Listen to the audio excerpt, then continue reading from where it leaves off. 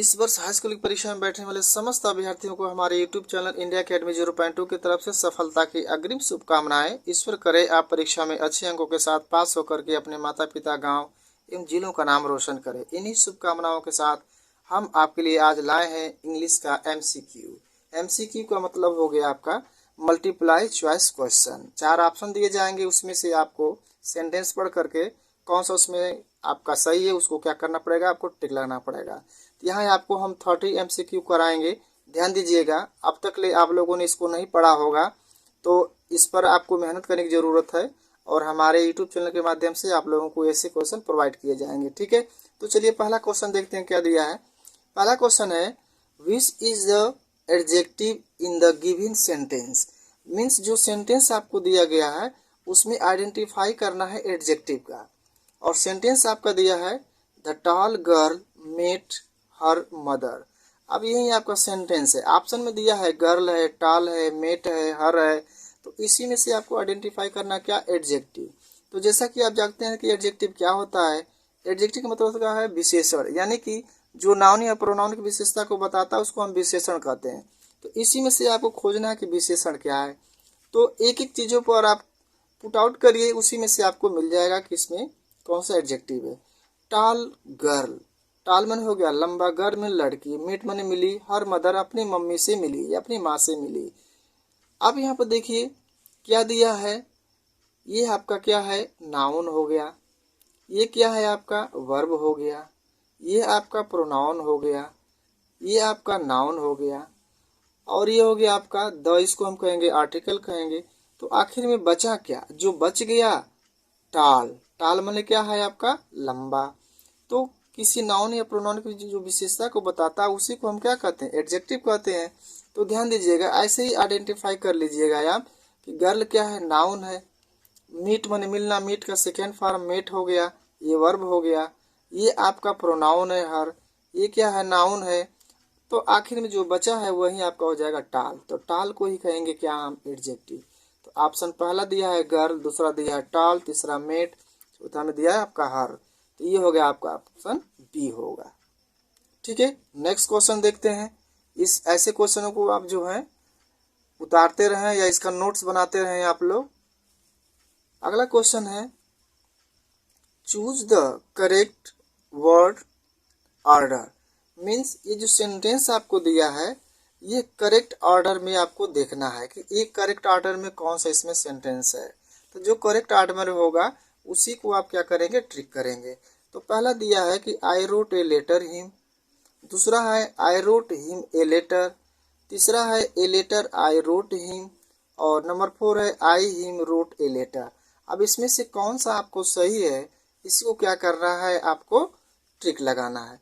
तो ध्यान दीजिएगा, किसी भी सेंटेंस का जो आपका ऑर्डरिंग होता है वो सब्जेक्ट होता है, इसके बाद वर्ब होता है, इसके बाद क्या होता है, ऑब्जेक्ट होता है।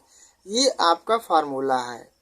ठीक है, अब इसमें क्या है देखिए, सबसे पहले दिया है सब्जेक्ट दे दिया है, ठीक, सब्जेक्ट तो दे दिया है, वर्ब इसमें है, वर्ब भी इसमें है, रोट हो गया। एक एक को आइडेंटिफाई करिए, आपको बहुत बेहतर से यहाँ समझ में आ जाएगा। इसके बाद ऑब्जेक्ट, ऑब्जेक्ट दे दिया है आपका लेटर, ये भी सही है। बाद में दे दिया है हिम, तो हिम जो है आपका इसको हम कहते हैं ऑब्जेक्टिव केस कहते हैं। और इन ऑब्जेक्टिव केसों का जो प्रयोग होता है वो हमेशा, यानी स्ट्रक्चर जो बनेगा आपका कि सब्जेक्ट हो जाएगा, वर्ब हो जाएगा, इसके बाद जो है ऑब्जेक्ट 1 होता है, इसके बाद होता है ऑब्जेक्ट 2 और इन चीज़ों को जो हम रखते हैं वो ऑब्जेक्ट 1 के अंतर्गत रखते हैं। तो यानी कि अगर हिम यहाँ पर रहता, जब किसी भी वाक्य में मुझे, उसे, तुम्हें, मी, हिम, हर ये आ जाता है सब, इसको ऑब्जेक्टिव केस कहते हैं। तो क्या करते हैं कि इसको क्रिया के तुरंत बाद ही रखते हैं।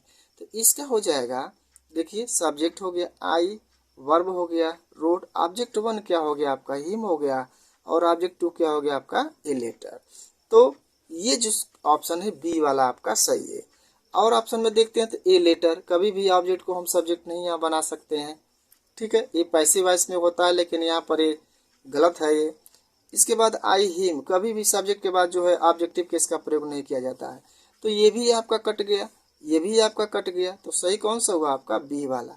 ध्यान दीजिएगा, जो हमारा सब्जेक्ट होता है, यहाँ देख लीजिए थोड़ा, यानी कि सबसे पहले जो सब्जेक्ट होगा, यानी सेंटेंस के दो पार्ट्स होते हैं, एक सब्जेक्ट होता है, एक प्रेडिकेट होता है। तो सब्जेक्ट को छोड़ करके बाकी जो चीज़ें होती है प्रेडिकेट के अंतर्गत आती हैं। तो सब्जेक्ट के बाद जो प्रेडिकेट होगा तो सब्जेक्ट के बाद क्या रख सकते हैं हम, वर्ब लिख सकते हैं। वर्ब के बाद हम क्या लिख सकते हैं, ऑब्जेक्ट वन आ जाएगा तो उसको लिख सकते हैं। इसके बाद ऑब्जेक्ट टू का प्रयोग करते हैं। और ऑब्जेक्ट वन के अंतर्गत क्या क्या आते हैं, तो ऑब्जेक्ट वन के अंतर्गत आपको आएगा मी आ सकता है, हर आ सकता है, अस आ सकता है, यू, यानी इसी को हम कहते हैं ऑब्जेक्टिव केस। अगर इनका प्रयोग कहीं होता है तो क्या करते हैं कि हम इसको वर्ब के तुरंत बाद ही क्या करते हैं, हम इसको लिख लेते हैं। तो यहाँ जो आपको ऑप्शन में दिया था कि आई रोट, आई रोट तो हो गया, ये सब्जेक्ट हो गया, ये आपका वर्ब हो गया, और ये क्या आपका ऑब्जेक्ट वन हो गया, इसके बाद ये क्या ऑब्जेक्ट टू हो गया। तो this is right answer, B वाला आपका सही होगा। नेक्स्ट क्वेश्चन देखते हैं। अगला क्वेश्चन है आपका, choose the plural of the given word. Means जो आपको वर्ड दिया गया है, ये बॉक्स है, बहुत इंपॉर्टेंट है, ये आपका परीक्षा में पूछा गया है, पूछा जाता है और इस बार भी पूछा जाएगा। 101% मैं बता रहा हूँ आपको, यहाँ से आप नोट बनाते रहे, ठीक है। तो बॉक्स का कह रहा है कि प्लूरल नंबर क्या होगा। तो बॉक्स का क्या होगा, कह रहा है कि बॉक्स, बॉक्सर, बॉक्सेज या बॉक्सेसेज। तो इसमें से कौन सा आपका सही है, ए वाला सही है, बी वाला सही है, सी वाला है या डी वाला है, ठीक। तो एक्स में जो प्लूरल नंबर बनाते हैं तो इसमें क्या करते हैं बच्चों, इसमें ईएस क्या करते हैं, जोड़ देते हैं। तो बॉक्स का ये हो जाएगा आपका क्या, बॉक्सेज, यानी कि बॉक्स का बॉक्सेज हो गया। अगर यही रहता FOX, फॉक्स, तो फॉक्स इसमें भी SX आया है तो इसमें भी क्या करते हैं आप, ES जोड़ देते हैं, तो फॉक्स का हो जाएगा फॉक्सेज, ठीक है। तो यहाँ पर बॉक्स है तो बॉक्स का C is the right answer, C for Chennai is the right answer. आपका C वाला कहाँ पर है, सही है आपका। नेक्स्ट है क्वेश्चन नंबर 4, देखिए यहाँ 4 में है choose the correct word order.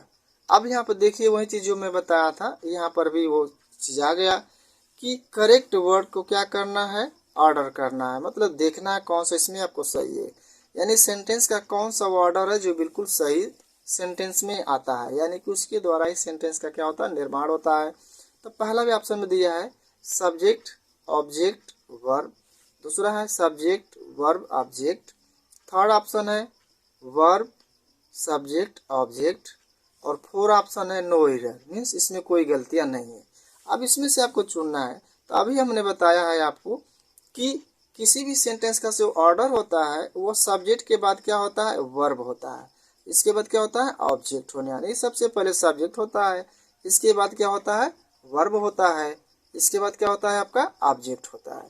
तो यहाँ पर ऐसा ऑप्शन आपको मिल रहा है तो उसको क्या करेंगे आप, सही कर देंगे। तो इसमें पहला में दिया है एस, इसके बाद ऑब्जेक्ट दे दिया है, ये क्या हो गया, गलत हो गया।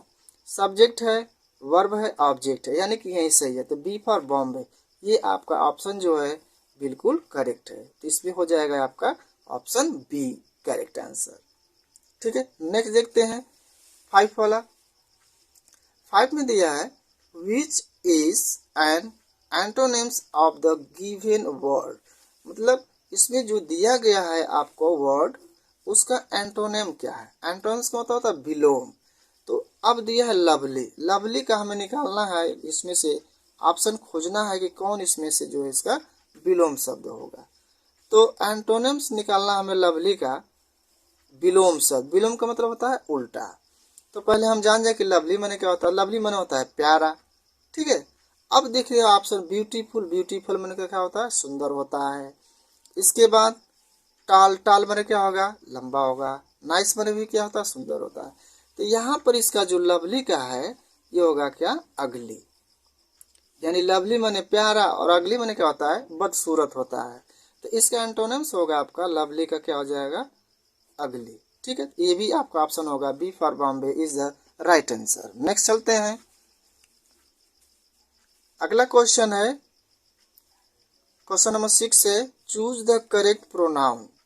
अब यहाँ पर आपको जो सेंटेंस दिया हुआ है, इसी सेंटेंस में आपको क्या करना है, प्रोनाउन क्या करना है, आपको चूज करना है। अब दिया क्या है इसमें देख लीजिए, पढ़ लीजिए। It was my brother who went with dash friend. अब यहाँ पर जो आपको ब्लैंक्स दिया है, यहीं पर आपको क्या भरना है, प्रोनाउन भरना है। और ऑप्शन में आपको दिया हुआ है हर, सी, हिज, ही। अब क्या करेंगे, यहाँ पर प्रोनाउन आपको कैसे भरेंगे, देखिए। इट वॉज माई ब्रदर, यह मेरा भाई था। Who went with friend. अब जो हु लगा है, ये किसके लिए लगा है, ये लगा है my brother. My brother, my brother का मतलब क्या हो गया, सिंगुलर नंबर, एक वचन। तो एक वचन के लिए जो प्रोनाउन का प्रयोग किया गया है, हु। अब इसके स्थान पर हमें प्रयोग करना है किसका, आपको प्रयोग करना है प्रोनाउन का। तो ध्यान दीजिएगा, जब हमारा सब्जेक्ट एक वचन हो, ध्यान दीजिए, एक वचन हो यानी कि सिंगुलर नंबर हो, और सिंगुलर नंबर के साथ क्या हो, मेल हो, सिंगुलर नंबर का क्या हो, मेल हो, तो इसका जो प्रोनाउन लिखेंगे आप, जिसको हम कहते हैं पॉजेसिव केस, तो हिज होगा। अगर यही जो सिंगुलर नंबर अगर फीमेल होगी, तो फीमेल के लिए बच्चों लिखते हैं हम हर। क्या लिखते हैं, हर लिखते हैं। अगर यहीं पर अगर आई रहता, तो आई का क्या लिखते हैं हम, माई। यू रहता, तो यू का क्या लिखते हैं हम, योर लिखते। ठीक है, लेकिन यहाँ पर दे दिया हु का मतलब कि सिंगुलर नंबर एक वचन। तो जब एक वचन होता है, तो उसका जो आपका पॉजेसिव केस होता है, विथ जब लग गया तो यहाँ पॉजेसिव लगेगा, क्योंकि विथ में होता है साथ, इसके बाद अपने दोस्त, यानी कि वह अपने दोस्तों के साथ गया। तो जब हु है, तो एक वचन के लिए यहाँ पर क्या लगाएंगे, आप हिज का प्रयोग करेंगे। किसका प्रयोग करेंगे, आप हिज का। तो यह आपका हो जाएगा, ऑप्शन किस में दिया है, हाँ हिज है, सी फॉर चेन्नई, यानी कि C is the right answer. Next देखते हैं अगला क्वेश्चन।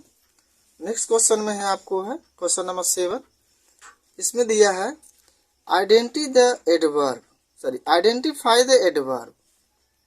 अब इसमें आपको क्या करना है, आइडेंटिफाई एडवर्ब करना है, यानी कि एडवर्ब मीन्स होता है क्रिया विशेषण। क्रिया विशेषण को क्या करना है, इसमें आपको पहचानना है। और सेंटेंस आपके सामने दिया हुआ है, the wicked boy ran fastly. अब इसी में आपको ऑप्शन में दे दिया है, आप देख रहे हैं, फास्टली, दूसरा है विक्ड, तीसरा है रैन, और चौथा है आपका बॉय।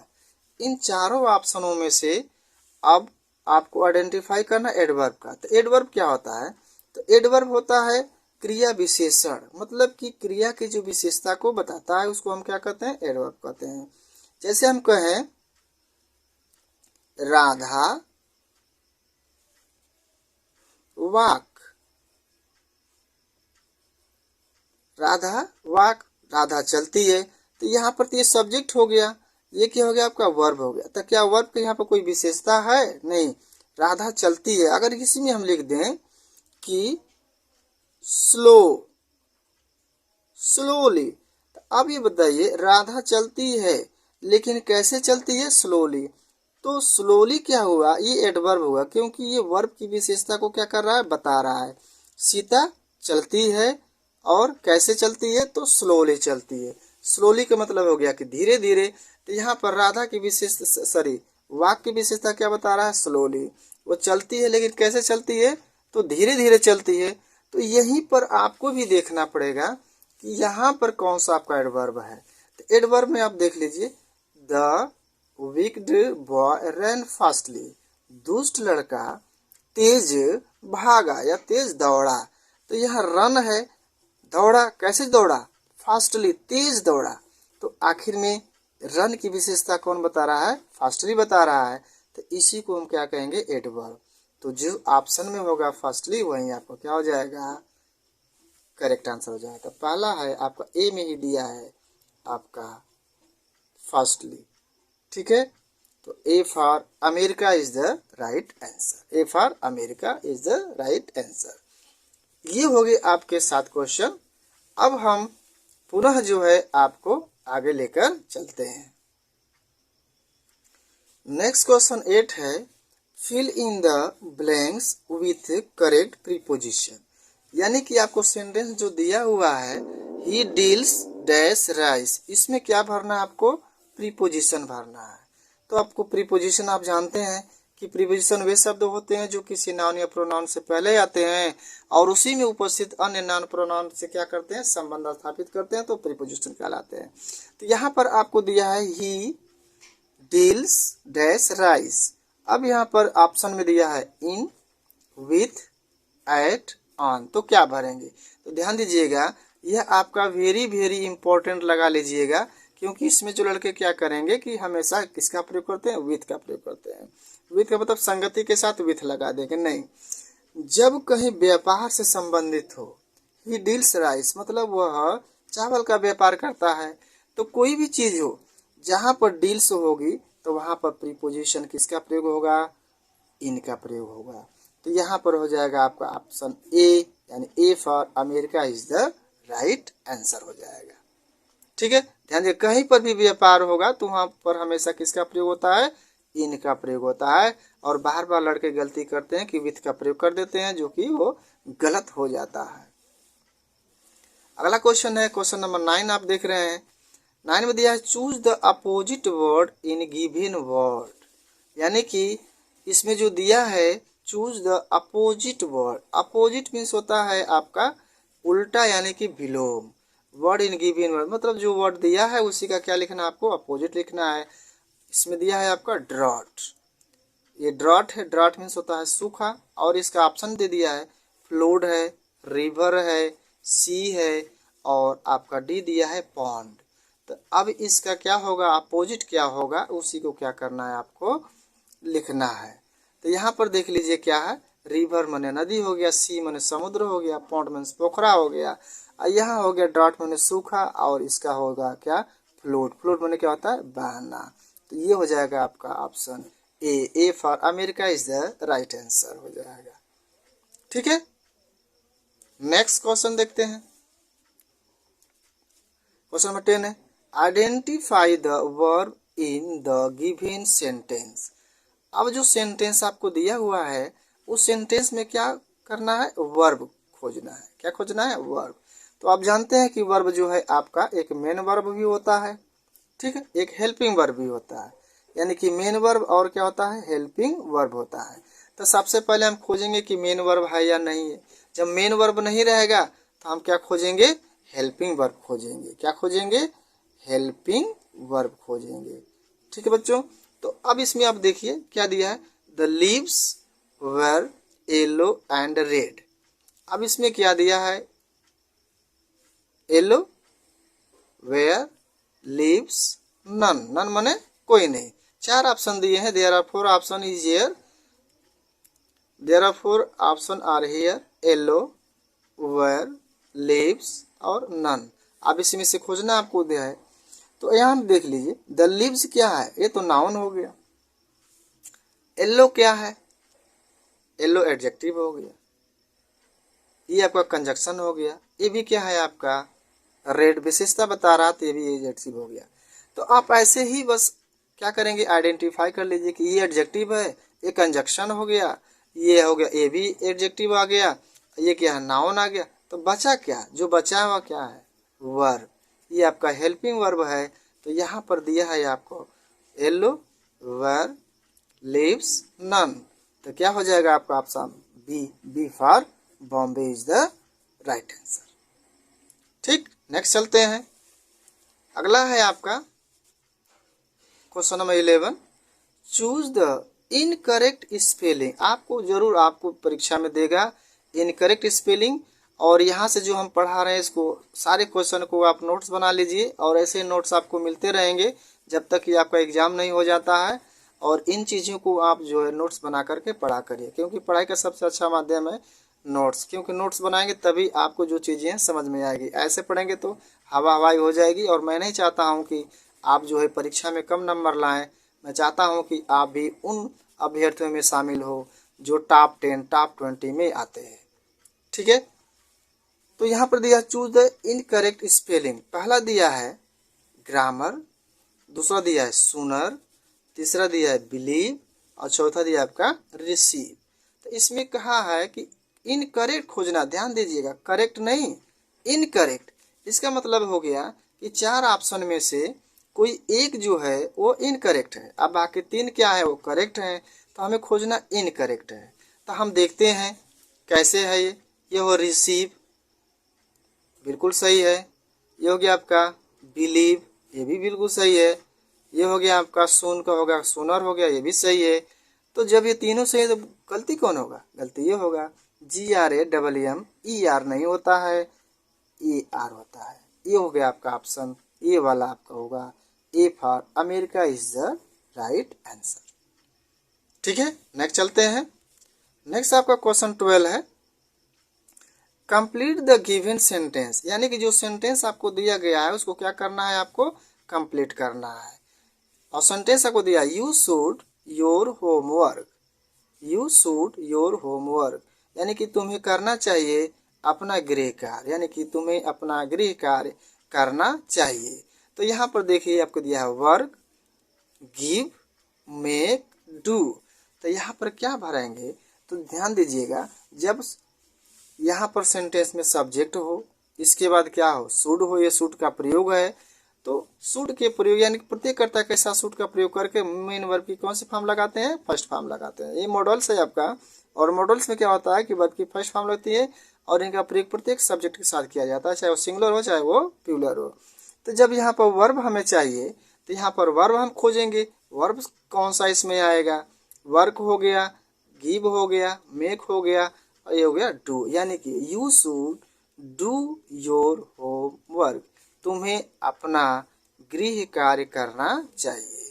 तो ये हो गया आपका ऑप्शन डी, यहाँ पर हो जाएगा आपका डू। तो हो गया आपका option D, D for dog, ये वाला ऑप्शन क्या हो जाएगा आपका, सही हो जाएगा। नेक्स्ट आगे क्वेश्चन है, क्वेश्चन नंबर 30 है। ये भी बहुत इंपॉर्टेंट है, सारे क्वेश्चन हम बहुत इंपॉर्टेंट क्वेश्चन यहाँ से पुटअप किए हैं आप लोगों के लिए। आप लोगों की मांग थी कि सर ऐसा है कि MCQ कराइए ग्रामर का, इंग्लिश ग्रामर का। तो हमने सोचा कि चलिए आप लोगों के लिए कुछ बेहतर करते हैं, बेहतर हमेशा करते हैं, हमारा उद्देश्य ही रहता है कि हम कुछ बेहतर करें। ठीक है, तो पहला है 30 क्वेश्चन है, which suffix can be used with the following sentence. इसका मतलब ये हो गया कि जो आपके वाक्य दिए हैं, जो आपके वर्ड दिए हैं, जैसे माउथ हो गया, स्पून हो गया, तो सफिक्स क्या उसमें हम यूज जोड़ सकते हैं, इसमें हम कौन सा, यानी कि क्या इसमें हम जोड़ सकते हैं। अब ऑप्शन में दिया है YER FUL या इले। तो इनमें क्या हम जोड़ सकते हैं जो एक मीनिंगफुल क्या हो जाए, वर्ड बन जाए। तो अगर मान लीजिए हम वाई लगा लें तो माउथी, ये कोई सेंटेंस होता है, नहीं होता है। स्पूनी, ये कोई सेंटेंस होता है, नहीं। अब ये तो होगा नहीं, ठीक है। ईयर लगाएंगे, माउथर, कहीं माउथर होता है, ये भी नहीं होता है। स्पूनर, ये भी होता है, नहीं होता है। तो यहाँ पर आप देख लिए कि अगर माउथ में अगर हम लगा दें फुल, यानी कि माउथ फुल, ये आपका जो है करेक्ट हो सकता है। स्पून में लगा देंगे स्पून फुल, ये भी हो सकता है। तो यानी कि इसमें क्या सफिक्स, क्या चीज हम जोड़ सकते हैं, तो वो आपका होगा क्या, फुल। यानी माउथ में जोड़ेंगे तो माउथ फुल हो जाएगा, स्पून में जोड़ेंगे तो क्या हो जाएगा, स्पून फुल हो जाएगा। ठीक, नेक्स्ट क्वेश्चन चलते हैं। आगे आपका है 14 question, plural number of knife. यानी कि नाइफ का क्या करना है, प्लूरल नंबर लिखना है। ये आपका सिंगुलर है, इसका प्लूरल क्या बनेगा। तो ध्यान दीजिएगा, कुछ ऐसे नाउन्स है जिनके प्लूरल बनाने के लिए कुछ उसमें जोड़ा जाता है। अब सब में ये नहीं है कि यस लगा देंगे तो आपका क्या बन जाएगा, वो प्लूरल बन जाएगा, नहीं, सब में नहीं लगता है।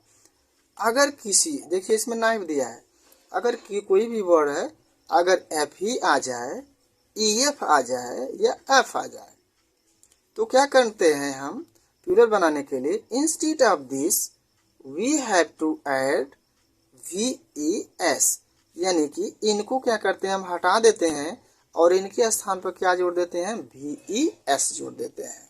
तो जब VES जोड़ देंगे तो हो जाएगा आपका KNIVES। तो यानी कि अब ये किस ऑप्शन में मिलेगा आपको, देखिए एक दिया है आपका नाइफ्स, ये भी इनकरेक्ट है आपका।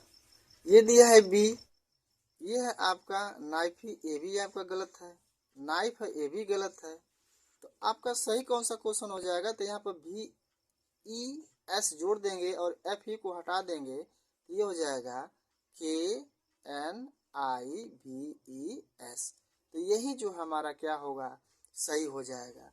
और इसमें जैसे मान लीजिए हम दे दें CALF, काफ हो गया।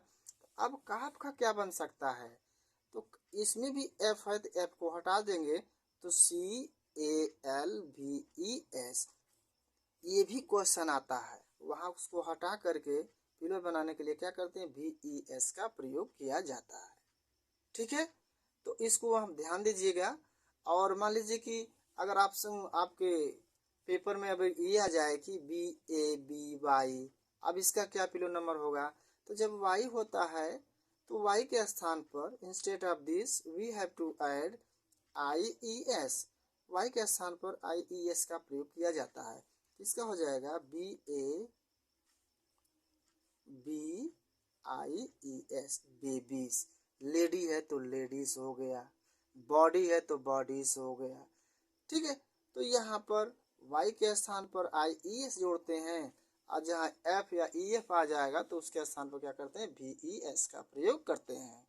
नेक्स्ट क्वेश्चन देखते हैं, और यह जो क्वेश्चन है इस सेशन का लास्ट क्वेश्चन है, आइडेंटिफाई द अब्स्ट्रैक्ट नाउन, यानी कि अब्स्ट्रैक्ट नाउन के बारे में आपको बताना है। इसमें आपको आइडेंटिफाई करना, पहचानना है कि कौन सा इसमें जो है आपका ऑप्शन ए में है कि बी में है या सी में है या डी में है, तो कौन सा आपका जो है अब्स्ट्रैक्ट नाउन है। तो सबसे पहले तो हम ये जान जाए कि अब्स्ट्रैक्ट नाउन होते क्या हैं। अब्स्ट्रैक्ट नाउन को कहते हैं भाववाचक संज्ञा। क्या कहते हैं उसको बच्चों, भाववाचक संज्ञा। भाववाचक संज्ञा क्या होती है, एक ट्रिक हम बता रहे हैं। भाववाचक संज्ञा उसे कहते हैं जिसे न तो हम छू सकते हैं, वी कैन नॉट टच सी, ना उसे हम देख सकते हैं ना उसे हम छू सकते हैं, तो ऐसे नाउन को क्या कहते हैं हम अब्स्ट्रैक्ट नाउन कहते हैं, यानी भाववाचक संज्ञा कहते हैं। जैसे मान लीजिए कि गरीबी, तो गरीबी को क्या हम छू सकते हैं, नहीं। हम क्या कर सकते हैं, ओनली वी कैन फील, केवल हम उसको क्या कर सकते हैं, महसूस कर सकते हैं। तो महसूस करने वाली जो चीजें हैं वही होती हैं अब्स्ट्रैक्ट नाउन होती हैं। तो यहाँ पर देखिए मैन, ये क्या आपका तो नाउन है, ये भी नहीं होगा। ट्री, पेड़, ये भी नाउन है, ये भी नहीं होगा। अब ये दिया है आपका लाफ, लाफ मीन्स होता है हंसना, यही आपका क्या है अब्स्ट्रैक्ट नाउन है। ये मूवी, फिल्म, ये भी हो गया आपका नाउन हो गया। लेकिन अब्स्ट्रैक्ट नाउन कौन सा है, तो यह है आपका लाफ है, हंसना। जैसे कहते हैं ना laughter is a good medicine, यानी हंसना सबसे अच्छी क्या है, दवा होती है। तो लाफ हो गया, पुअर हो जाएगा, वाइज हो जाएगा, हॉनेस्ट हो जाएगा, ईमानदारी सबसे अच्छी नीति है, बेईमानी डिसऑनेस्ट। तो ये भी जितना है ये सब चीज क्या है अब्स्ट्रैक्ट नाउन के अंतर्गत आती है। तो यह आप लोगों का लास्ट क्वेश्चन रहा इस सेशन का, और नेक्स्ट वीडियो में जो आपको है इसके आगे हम बताएंगे 60, 17, 18 ऐसे करते करते आपको मोस्ट इम्पॉर्टेंट जो 30 है आपको दिए हैं उसको हम बताएंगे। और एक चीज़ और आपसे कहेंगे कि अगर आप चैनल पर नए हैं तो ऐसे ही वीडियो प्राप्त करने के लिए आप जो है चैनल को सबसे पहले आप सब्सक्राइब कर लीजिए। सब्सक्राइब कर लेंगे तो हमारे यहाँ से जो भी अपडेट होगा, न्यू अपडेट, वो आपको क्या होगा प्राप्त होता रहेगा। और वीडियो को एक लाइक ज़रूर करिए, लाइक और कमेंट करिए कि यह जो आपका पेपर में दिया हूँ उससे आपको कितना अच्छी समझ आई है, कितना आपको लाभ हुआ है। ठीक है, तो इन्हीं शुभकामनाओं के साथ हम आपसे विदा लेते हैं और नेक्स्ट वीडियो में पुनः आपको लेकर चलेंगे MCQ इंग्लिश का। ठीक है, तब तक के लिए देखते रहिए हमारा यूट्यूब चैनल इंडिया अकेडमी 0.2।